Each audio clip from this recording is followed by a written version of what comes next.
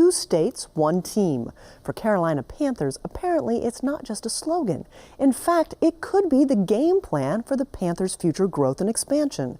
As Charlotte's NFL team looks across the state line to York County, South Carolina, planning for a new Panthers headquarters and practice complex, South Carolina leaders are thrilled. North Carolina leaders are not.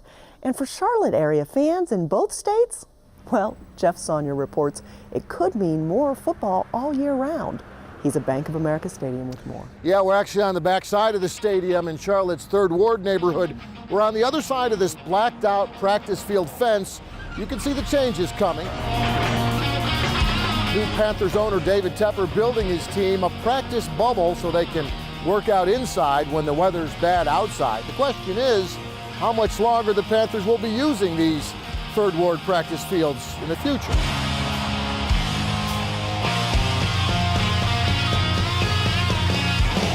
On game days, the Panthers will still be playing here in Uptown.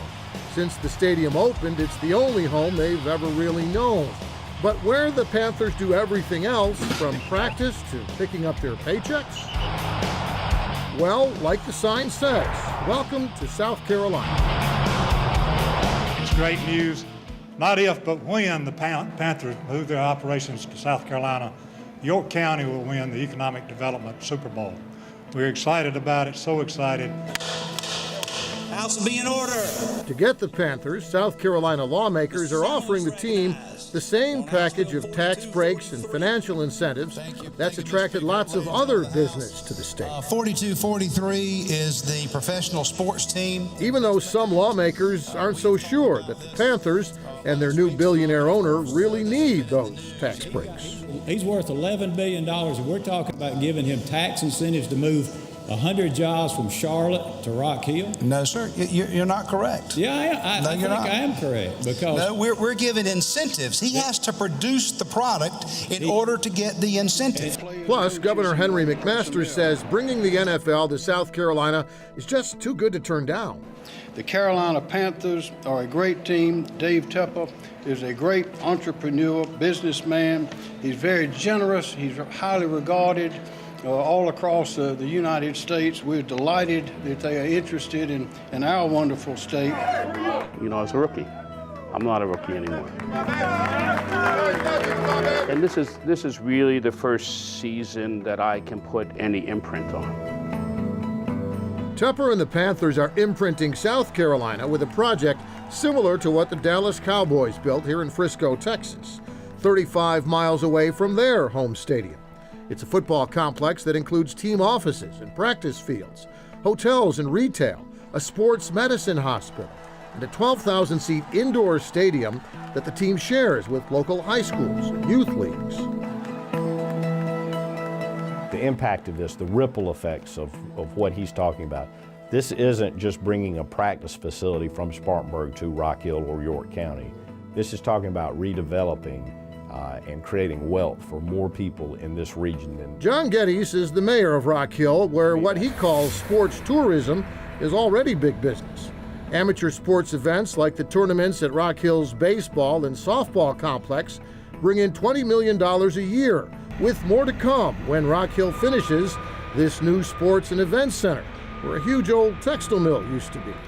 And on that site we'll have the biggest sports and events center on the East Coast, not attached to a college, that'll be operational. And you know, our sports tourism, the taxes that brings in, will almost double as a result of that one event. So the Panthers really fit into, if they come to Rock Hill, which we want them to. Other locations that make this stretch of I-77 in York County attractive to the Panthers include the area near Carowinds, where the existing theme park and lots of nearby vacant land also present lots of opportunity for new growth. And then there's this fast-growing area in Fort Mill, on land owned mostly by Springs Mills, near the Greenway. It's the kind of opportunity that simply isn't available where the Panthers are now, the team limited by the lack of space near the stadium, and maybe catching North Carolina leaders a little off guard with their plans to expand. people might have been asleep while we were doing this, and we're fine with that. We can go back to sleep if you'd like to. But this isn't overnight for us. We've been working very hard, and we're due this. We've done the right job to get ready for it. Today, I'm delighted to have with us our NFL team, the Carolina Panthers, who are up in the gallery here. Back in Columbia, that's Coach Ron Rivera visiting the State House, along with several players and fellow coaches, even Sir Purr, as York County lawmakers look forward to their future as a football destination. They are bringing a destination to South Carolina. They are bringing something larger than just 150 people or 150 jobs. So in this instance, all the things that surround a venue could be hotels, it could be retail opportunities, it could be restaurants, it could be all the things that don't belong to the Panthers, but generate the jobs that these guys were talking about. This gives us just one more piece of that puzzle to have the entrance into South Carolina from North Carolina to be Carolina Panthers. Meanwhile, the fans on either side of the state line say there's still something for everyone. Whether it's the Panthers on game day in North Carolina. People, they love the Panthers, and I think kind of bringing it a little closer to the South Carolina, North Carolina border will kind of help bring the Carolinas together as a whole. Or the Panthers every other day in South Carolina. Oh, I think it's very exciting. We'd love to get the team down here. Even though you live in South Carolina, you feel like the Panthers are your team too. Oh, they're our team. They're Carolina's team.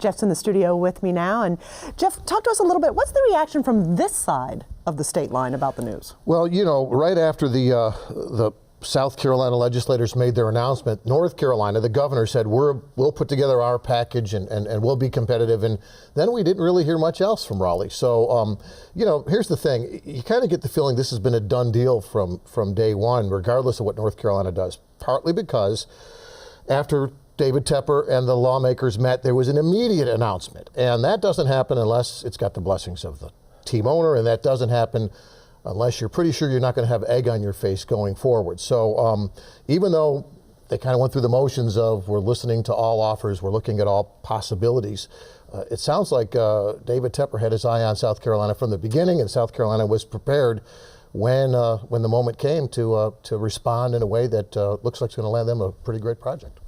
And so, you know, it is a way you can understand from a business sense when you say it's one team, two states. Mm-hmm. If you have half in one state and some semblance to draw people to the other state, it makes some business sense from that perspective. But I've never seen anything happen so quickly before. Well, South Carolina, and they talk about this, they have a lot of experience with Volvo, with BMW, with the GT tire plant down in Lancaster County. They respond quickly to big opportunities because they have a package of incentives that is kind of ready-made and ready to go. What went through the legislature is essentially that offering the Panthers the same package that they offered to the manufacturing opportunities here. North Carolina really doesn't have the same sort of package ready to go like that. That's why South Carolina gets all these manufacturing projects when North Carolina is also competing. And so, again, you know, when there's a new owner in town, it kind of changes the whole dynamic of what the team might do in the future. And I think some smart people just below the state line, some lawmakers down in York County recognized that this was an opportunity, and when the opportunity presented itself, they had a package of things that has been attractive to others before and was equally attractive to the Panthers. So how much of a loss is it really for the Tar Heel State? Well, that's a good question. I mean, it hurts image-wise. I mean, the mayor, Vi Lyles, told us in our interview a couple of weeks ago that she's concentrating on not just getting new opportunities coming to town, but keeping the opportunities we have. So this hurts. You don't like to see anything leave town if you're Charlotte, if you're North Carolina. But as far as what we're losing, the games will still be at the stadium. If anything, moving the headquarters out of the stadium gives the team and the city an opportunity to expand within that stadium footprint more so than they have in the past. And that surrounding land, which is now being used for practice fields, could potentially be different kind of development right adjacent to the stadium as well. So I think it's a good, in the long term, everybody kind of gets their piece of the pie. Game days on Sundays, even the South Carolina people acknowledge that's really where the games belong and will probably always be. But this big complex that they're building down there, similar to what Dallas did for the Cowboys, wow, it's going to be like a football theme park. It's going to be a 12-month-a-year football experience that will really add to what the Panthers have in Uptown Charlotte, not really take away from it. Great information. We appreciate you digging into it, Jeff. Thanks so much. Thank you.